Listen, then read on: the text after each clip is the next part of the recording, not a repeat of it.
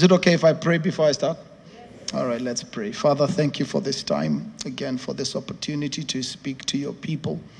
And I pray as I just share these few words that, Lord, they will be words that you have authorized and are pleased with.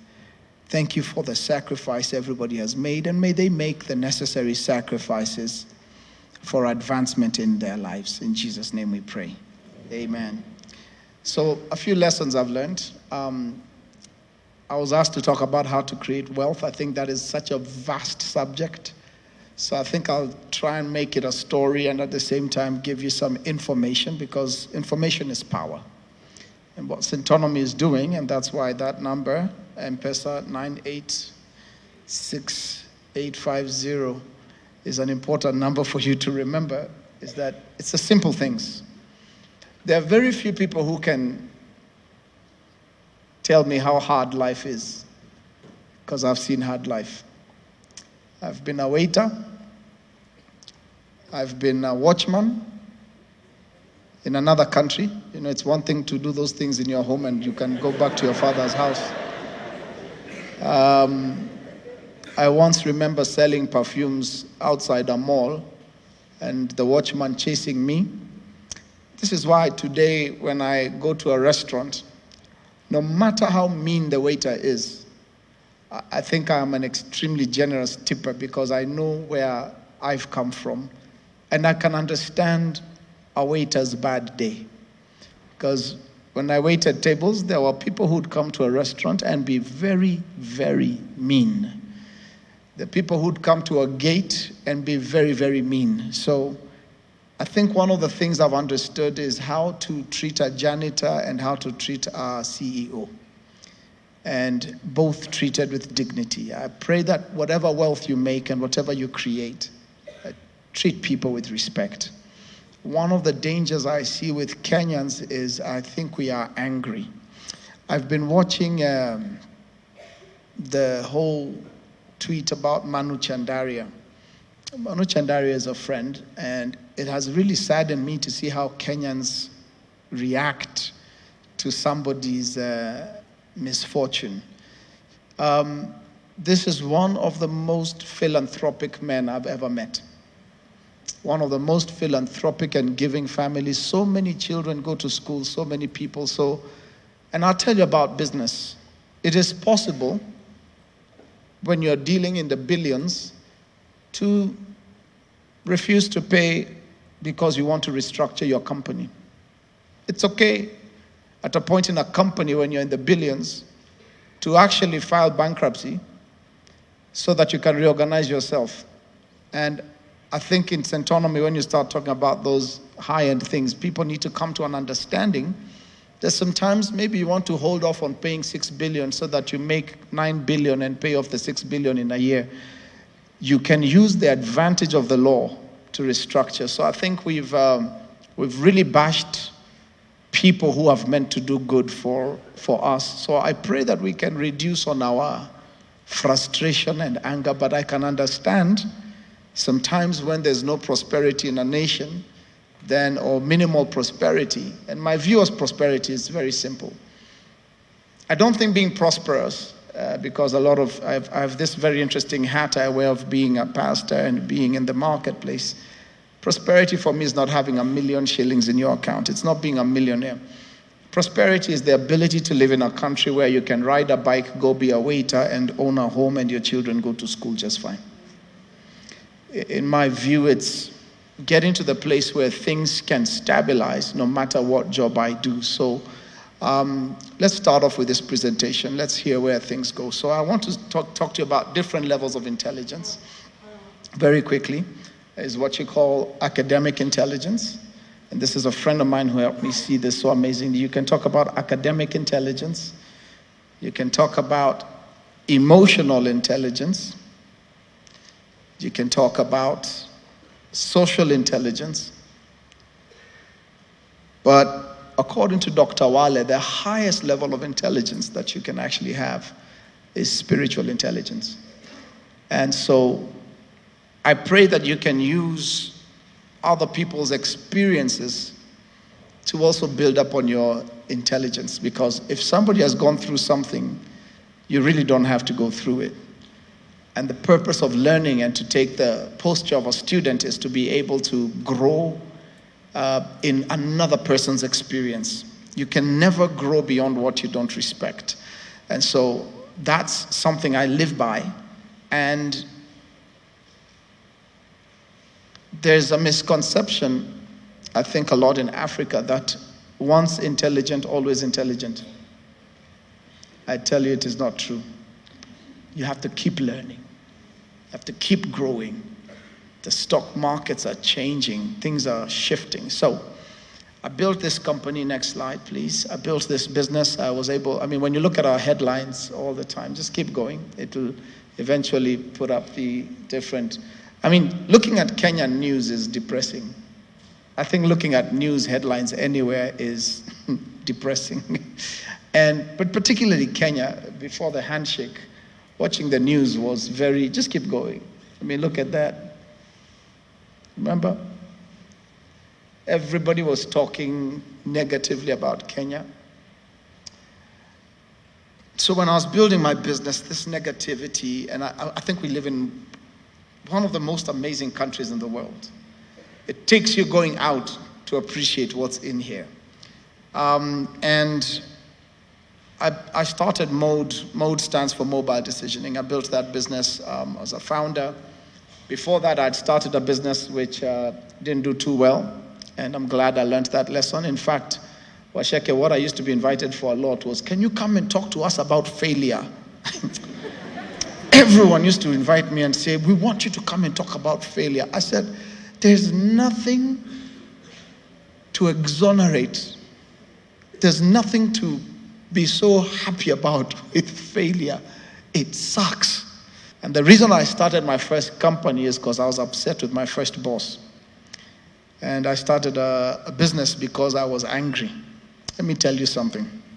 Don't ever start a business because you're angry with your previous boss and you want to go prove something to them, because I took all his bad employees. And if you're here and you came with me to that company, eventually you became good. But when I left, we left with all the bad people.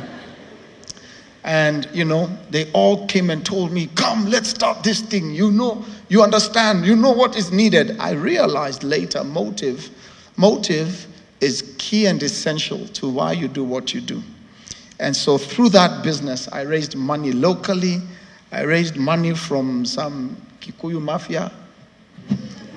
I'm not being tribalistic, but I raised money I just took whatever money came with whatever terms. And I realized something about money in Kenya at the moment. This was 2006, 7, I think. I realized something about money in Kenya. It's not patient. One of the things that I hope we can fix in this country is create an ecosystem where capital that looks for your business is actually patient enough to allow your business. When people invest in you and in 3 months they're saying,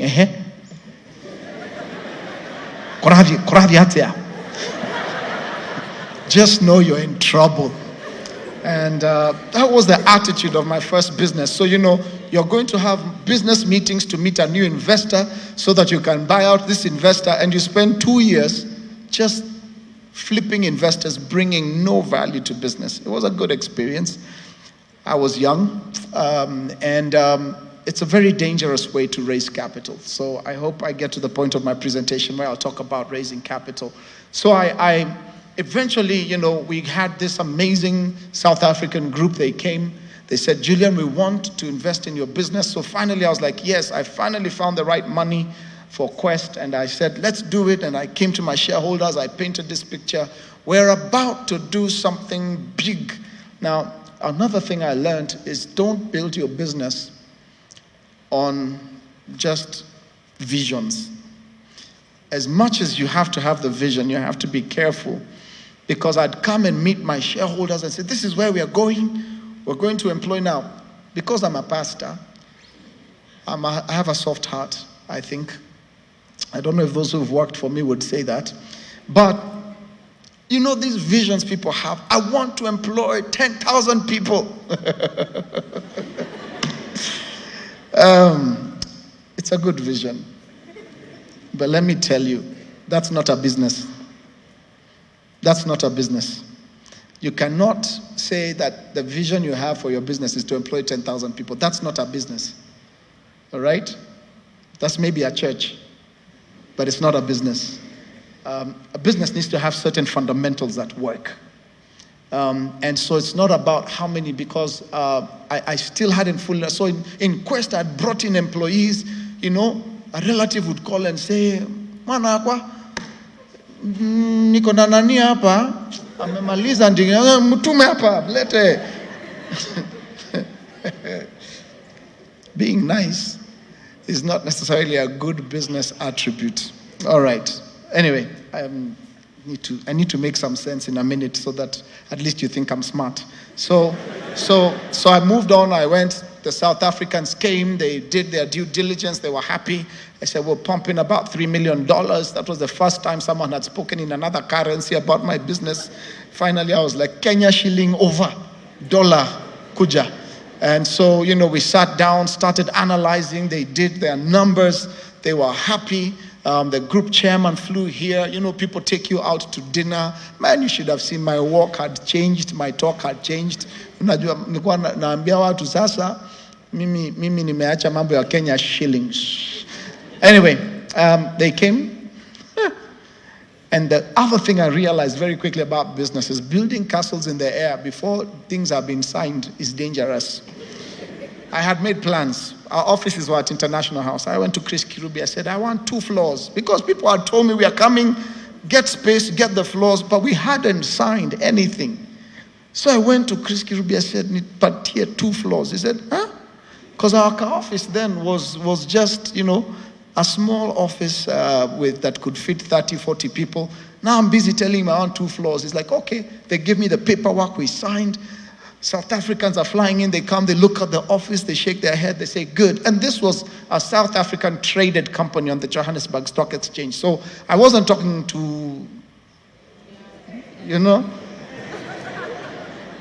Anyway, we decided to have an election in 2007. And in 2008, Kenya caught fire. And South Africans stood back and said, Mr. Kyula, could we please hold off for 6 months as we see the direction Kenya is going? I said, Jehovah. Wasn't my fault. Nothing I had done. People are ready to move in. But when they were seeing us burning each other in churches, in houses, the slaughter, we had taken 3 or 4 houses in Runda for their senior management. All that started hitting home hard. And then came, after that, global economy. To add to Kenyan elections, the global economy. This company moved from being traded at 28 rands per share in 6 months. 28 rands then was about 280 shillings per share. In 6 months, I kid you not, they were at 24 cents per share. Filed bankruptcy. Chairman left the country, people chasing him for money. Company shut down with over 15,000 employees in South Africa. I was cooked. And I'm still a pastor. Going to church telling people, praise the Lord. All things work together, guy. Nothing was working together for good. I tell you, my faith was tested. I didn't understand. And so all of a sudden your board starts calling you, Kamwana, ulituambia, upuzi. So you're there restructuring, CFO is trying to forge the balance sheet to look like it can work. Let me tell you, there's a time that comes. I don't care how you play with numbers. Facts are facts. We had to sit and say, guys, we can't. We tried to restructure. I went out, I got a lot of business, but we were already in debt. Chris Kirubi was sending me auctioneers. Kyula, you told me you wanted 2 floors. I said, Chris, if you kill me. And by the way, I have a lot of respect for Chris Kirubi because I went to his office. I said, your auctioneers are outside my office. They have come. Even if they take everything we have there, I owe you 24 million shillings. If they take all the things we have bought in this company for the last 4 years, they will take, I should have been going to my presentation, but I hope this story is making sense for you. So I said, and this is when I discovered all those experiences I had gone through in America, running away from security people because I'm selling perfumes outside, sales strategies, going to sell vacuum machines and all that nonsense. All that experience came to negotiating power. I sat with Chris, I said, if you kill me, I can't help you. If you kill my business, I can't help you. I'll just be another business that left owing you money. You'll have recovered about 1.5 million worth of desks because it's a depreciating asset and we've had it for 4 years. It no longer has the value. I don't have anything. I don't, unlike Peter, I don't have a mortgage. You can't come for my house. So Chris sat down, he said, so what do you want us to do? I said, I want you to save my business. I want you to save me. And I said, I want you to think like the entrepreneur you are. Right now you have some stuff going on with Uchumi. What would you do? He took a piece of paper. He told everyone to go out. He said, leave me with this young man. He said, okay, I'll remove this. I'll remove that. I'll remove this. By the time we were done, we were at 7 million. I said, Mr. Kirubi, even you, when you look at me now, do I look like I can come up with 7 million? I said, tell you what, I want to start again. And I give you my word, I'll make sure the next thing I start it here at International House. Allow me to restructure this business and see what I'll do. I then went to my most influential shareholders. I said, here's what I'm going to do. I have the majority shares in this business. Take them all. Give me $1. You have this other business that has come in. Long story short, by the time I was done with Chris, I owed him 1.5 million. And he gave me 36 months to pay it. So I said, fine. I went back to the business. I said, I've just cleared that 24 million debt. Now we still have another 12 million. We restructured some things. As I speak to you now, that business makes about 10 million shillings a month. Probably 40% of that in profit. Very happy shareholders. We are friends because when I started Mode after, I went back to analyze what had I done wrong with this business. And when I started the next business, is how I built Mode, is I said I was trying to use bank data for what I needed to use mobile data for. And in this time now, I was a lot wiser, smarter about, who am I going to start with? I looked for the right people. I started Mode, and the rest is history. We built this business 28 countries later. We grew it. Next slide. We grew it, built it. What were we doing? It's complicated. But we were building, it's a fintech, what you call a fintech business, finance and technology. We're building solutions. We're giving the phone companies solutions, airtime credit, loan credits in different places, M-Shwari basically, and Copper Credo, all those things. On the back end, we were doing both the technology. The day I went to see the youngest telco CEO in Africa, what was his name? It was Celtel at that time. It was Zain at that time. They were just about to change to Airtel. Who was born? Who remembers who the... The CEO. Anyway, he sat and told me, Julian, I have 26 other proposals giving me technical solutions. Why should I go with yours? I said, because I'll bring both the money and the technology. I went back to my partners, just like Peter, and they said, are you mad? But you had to have a differentiator.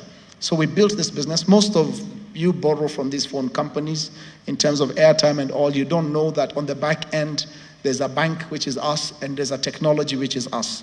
So we built that. We got contracts from MTN across Africa, Airtel across Africa, all the way in Indonesia. We have phone companies that we sort out with 120 million subscribers. Company had its drama. We've gone through acquisitions, shares. I mean, you're talking about ridiculous capital calls, right? So at Mode, we used to have capital calls of $100 million. You sit with 4 shareholders and they're like, okay, we need $100 million to go to the next phase. Julian, what are you going to raise? And you say, Jenny Nyombe, nitawambia kesho. Anyway, so every next level you go to has complications around that level. And, I felt we've conquered. Next slide. So we won awards. We have different clients. We built that business. Next slide. We built that business by 2016. I think we were doing over $1 billion in revenues. And now it was, a lot of people were looking at us. Thank you. Same guy that was being evicted and had auctioneers had negotiated his way out of all that. And so I wanted to talk about that resilience. It's very important as an entrepreneur if you choose to go that way, even as an employee. Most people say, oh, me, I don't want to be an entrepreneur. I'd prefer, listen, even my co-founder at Mode never imagined he would be an entrepreneur. But you can find the right entrepreneur because most of us talk at 30,000 feet above sea level. You need a guy who can talk about the ground. And so Josephat for me was that, and he would never have imagined being an entrepreneur, but he became. And he was an amazingly good entrepreneur employee, if you know what I mean. And very good at detail. The kind of guy who does presentations, you wonder what you used to do. You need to couple with such people. We raised money much easily because of the experiences. So in coming there then, and that's why I was talking about different levels of intelligence, through the different challenges we had, I've been able to grow this business, many partners, many employees later. People will, a lot of money brings a lot of problems.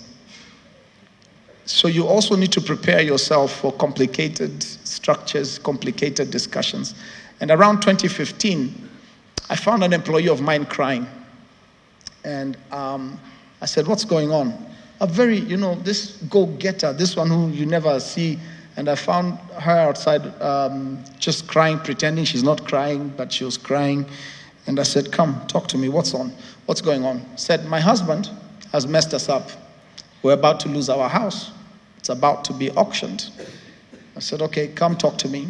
Because of time, I said, what's the problem? So she said, oh, we are 7 months behind. I was giving him money. I was giving him money and he wasn't paying and he tried to do something, gambled on another deal. And eventually, this wife was doing very well with us and we were paying her well. Mode was one of the best payers in the country. And so I said, surely with your kind of, she was actually earning a 7-digit income. I said, how can you be in this trouble? But she said, he's the one who controls all the finance. So anyway, I said, I don't want to get into your business. Can we solve the problem? And then see. We tried to save this house for 4 months with the entire force of my company behind, banks coming in. And we realized eventually that there were some people on the back end of the bank who had, this was a beautiful house, beautiful value, and what they were going to get it for was peanuts. So there was some collusion, and I had to go see the MD of the bank to save this home. And eventually, we saved this home, and I was so disturbed. I said, this is 2015. And at that time, we were doing well, but my focus, concentration was starting to shift. I'm like, yeah, continue. I started saying, can I understand? And I did a survey. How many of my employees own homes? Did a survey. I found out out of almost 300 of us, only in Kenya, only about 10 owned their homes. So this is interesting. And then I went and I did another survey. I said, I want to do it at church. I said, I want to find out. So out of about 1,000 people who responded to the survey, only about 90 people had homes. I said, something is wrong. Then I started thinking, and this is the problem with me. When I start finding myself being drawn into something, I just know the season here has ended. I need to move on. So I started trying to resign. Now, when you're successful, resigning is very hard. I was laughing when Peter was asking how many of you have retired. I tried to leave for 1.5 years. Have you ever given people a resignation? They say, never. No. On one side, my previous company, they were happy to receive my resignation. On the second one, they're like, no, Julian, it will bring destabilization. People will, anyway, one thing led to another, and in between acquisitions and stuff, as I speak to you now, our company, they'll make a public announcement, was acquired. So I don't want to talk about it because I'm bound by those things we sign. But so I did more surveys. I asked 3 or 4 pastor friends of mine in Nairobi, can you do a survey in your church? So they did one in a church in Westlands out of thousands of people. They only had 160 homeowners. I said, wait, so all these houses in Kenya, who owns them? And I realized Kenyans don't own homes. And I realized my generation and below, so I did a thing, I called our bank. I called our bank in Mauritius. They gave us a guarantee. I said, I want all my employees to receive a guarantee for owning homes. Do you know, even with a company guarantee, they could not get homes.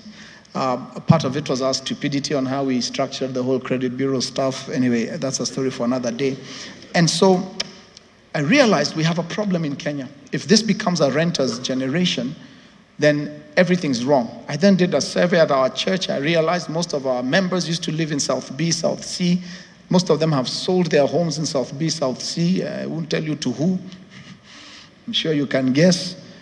And they have all moved to Mlolongo, Syokimau, Kitengela, 55th row, you know.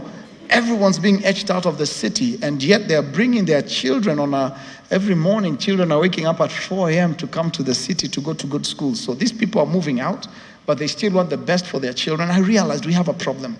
I called people together. I said, we have to find a solution. I met an Indian community. I'm trying to tell you what I'm up to now. And so I have 5 more minutes, I think. Can I finish in 5? Yes. So I put this thing together. I called all the Kenyans I know. I called Christians. So we're expecting 500 people at church. We were over 2,000 people. Shona. I said, here's an Indian family. They have land. I want us to change this story. Here I was. I'm like, what am I doing, Julian? You know what? Just stop. Take your money. Go relax. Umefanya job. Umeteseka. Achana na hii kitu. But I told you, everyone can run away from your calling except you. And you'd go home and it's haunting me. And here I am. I promised my wife, you want to get a house in Florida. You know, those things you tell them when you meet them, and 15 years later, they're giving you a look like, and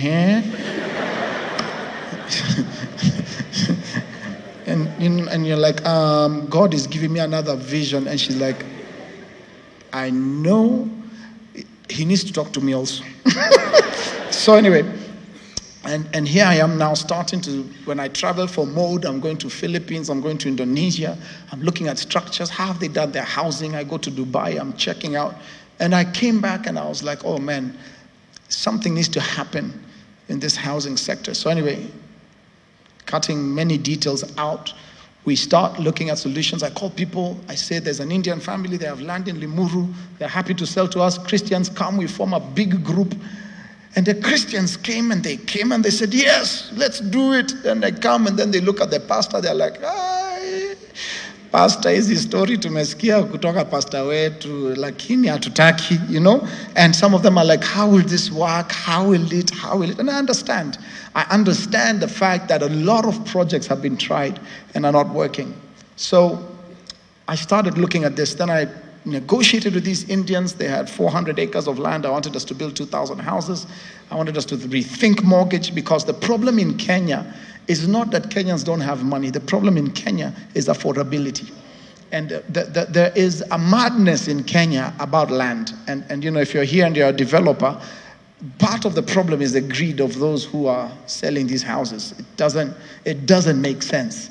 The fundamentals in Kenya don't make sense. A guy wakes up on the 75th row of Kitengela and decides that a 10 by 10 plot is worth 1 million shillings. You say, why? Sijui nilisikia kuna jia inapitia hapa mwaka ujao. Just wake up. We have speculative land prices. It does not make sense. Across the world, including Centonomy, you will be surprised how beautiful a home you would live in South Africa for 12 million Kenya shillings. You will be surprised. The cost of land is completely disproportional here, because in the rest of the world, land should be 10% of your construction cost. In Kenya, it's between 50 to 60%. And therein is a rule very clearly. If you look at Kenya 25 years from now, you and your children will all be renters, but there will be owners. So there's a disruption needed there. And so I started obeying that voice. I started looking at it. I called people. They're like, I'm already paying rent. For you to tell me to start paying a monthly deposit in something else, I can't afford. The structures that are there put 10% down, 20% of people cannot afford. So in all my knowledge of raising capital at Mode, I said, I want to now raise money for this. I started looking for patient capital.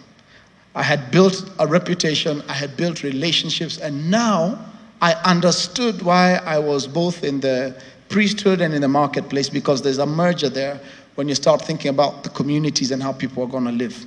And I wanted to solve that problem. So I started having meetings. I started going to people with ridiculous money, talking to them, warning them about Kenya. And lucky for me, the people I'd spoken to who said they're very interested and keen to move on had said, we need your country to do 1, 2, 3. Within 2 months. I think my transitions are always at elections. But anyway, Kenya has 2 elections. And to cut a long story short, our president announces the big 4. My people are watching from New York and they're watching from Copenhagen and Spain. And they say, Julian, this is great news. What does that mean? But there was so much to change. Laws, building laws, whatever. And the president appoints this amazing PS from South Africa, Kenyan, called Charles. And we start thinking through the structures. We start meeting with the CS. I say, we have to bring this capital here. We have to change the way things are going. Remember, perfume seller. We have to change how things are going. And so in September last year, next slide.